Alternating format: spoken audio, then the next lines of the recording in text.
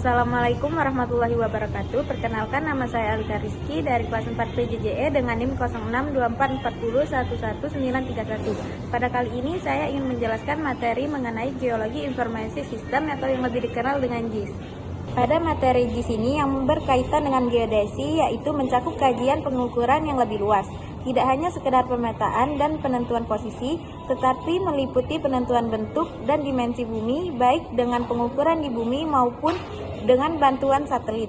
Yang harus kalian ketahui dan garis bawahi yaitu penentuan posisi. Penentuan posisi pada akhirnya berupa peta. Penentuan posisi adalah koordinat yang digambarkan dengan 2 dimensi maupun 3 dimensi. Posisi di bumi berupa koordinat. Kemudian ada geodetic surveying, yaitu meliputi penentuan bentuk dan ukuran bumi, medan gravitasi, dan pembuatan jaring kontrol pemetaan. Dikembangkan ilmu astronomi dan penentuan posisi dengan satelit. Yang wajib kalian ketahui dan garis bawahi yaitu penentuan satelit atau penginderaan jauh, yaitu objek atau peta tanpa menyentuh tanah atau objeknya. Kita bisa melihat dari jauh, tapi juga bisa membuat peta dari jauh. Kemudian yang wajib kalian garis bawahi juga yaitu pembuatan jaring kontrol adalah pembuatan poligon, yaitu poligon tertutup maupun terbuka. Gambar 1 merupakan gambar bumi. Bumi dipantau oleh satelit penentu posisi, satelit gaya berat, dan satelit menonton film atau satelit pemancar. Satelit penentu posisi yaitu Global Position System atau GPS. Bumi dipantau GPS. Satelit di bumi ada 24 yang mengorbit selama 24 jam sampai henti.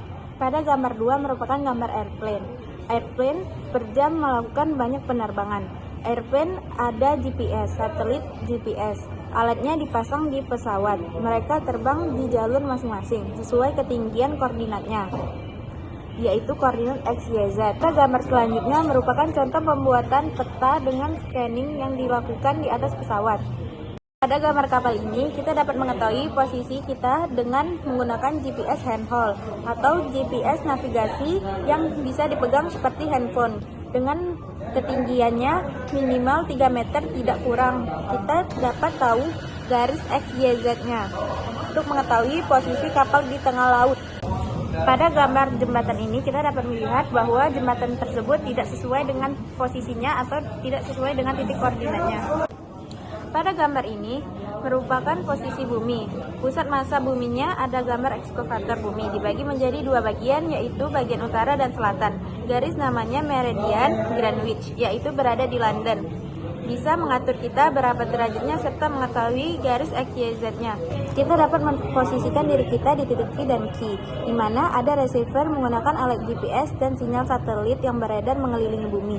Dengan penggambaran secara matematisnya, kita bisa melihat arah orbit satelit GPS-nya. Kemudian meridian penggambarannya di mana titik X, Y, dan Z di lintang bujurnya ada.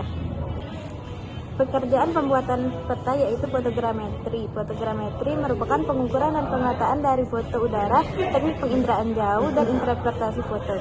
Pesawat udara ada 2, yaitu pesawat yang berawak dan tidak berawak. Pesawat yang berawak yaitu contohnya pesawat udara, sedangkan pesawat yang tidak berawak yaitu contohnya adalah drone. Drone dilakukan pada siang hari untuk memfoto objek atau peta. Teknik penginderaan jauh atau tidak menyentuh objeknya. Foto diolah menggunakan software dan menjadi peta. Dilakukan di bawah jam 10 pagi. Karena jika dilakukan di atas jam 10 pagi, langit akan berawan dan objek akan tidak jelas. Kemudian ada kartografi. Kartografi merupakan seni, ilmu, dan teknologi pembuatan peta dan ikhtisar sajian permukaan bumi fisik. Subjeknya proyeksi peta, desain reproduksi peta. Dan ini merupakan contoh gambar-gambar yang telah diolah. Kemudian perkembangan peta yang awalnya disimpan menggunakan kertas, sekarang berubah menjadi softcopy yang dapat disimpan di laptop maupun handphone. Kemudian pembuatan peta menjadi lebih mudah. Yang awalnya susah, sekarang bisa membuat peta menggunakan GPS maupun satelit. Kemudian ada engineering surveying, yaitu mencakup pemetaan topografi skala besar sebagai bagian dasar dari desain rekayasa seperti jalan, jembatan, bangunan gedung, dan lain-lainnya. Dan ini merupakan contoh gambar-gambarnya. Kemudian peta.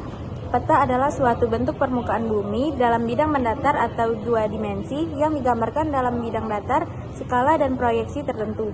Peta yang baik dengan skala 1:1 dan tidak mungkin menggunakan skala. atau peta yang ideal, yaitu contohnya 1 meter di lapangan, 1 meter di kertas. Akan tetapi kita tidak memiliki kertas dengan panjang 5 meter, sehingga dalam pembuatan peta kita harus menggunakan skala untuk membuatnya. Kemudian proyeksi peta. Proyeksi peta adalah ilmu yang mempelajari hubungan antara besaran-besaran di atas permukaan bumi, yaitu di bidang lengkung, dengan besaran-besaran di atas peta bidang datar untuk mereduksi distorsi menjadi minimum menggunakan rumus-rumus matematis tertentu. Kemudian model bumi, yaitu di mana ada yang pertama bumi, yang kedua gold, bumi yang dikosongkan airnya, yang ketiga ellipsoid, model bumi yang mudah ditulis rumus matematisnya, dan yang keempat bidang datar atau dipaksa datar berbentuk peta. Model bumi keriting yang diluruskan dengan menggunakan 4 cara tersebut. Ini permasalahan. Yang pertama, penyajian bidang lengkung bentuk permukaan bumi ke bidang datar peta. Yang kedua, bidang lengkung didatarkan akan terjadi distorsi, perubahan atau penggeseran. Dan yang ketiga, perubahan distorsi tersebut adalah jarak, sudut, dan luas. Dan yang terakhir merupakan contoh gambar hasil pengukurannya. Sekian penjelasan dari saya. Wassalamualaikum warahmatullahi wabarakatuh.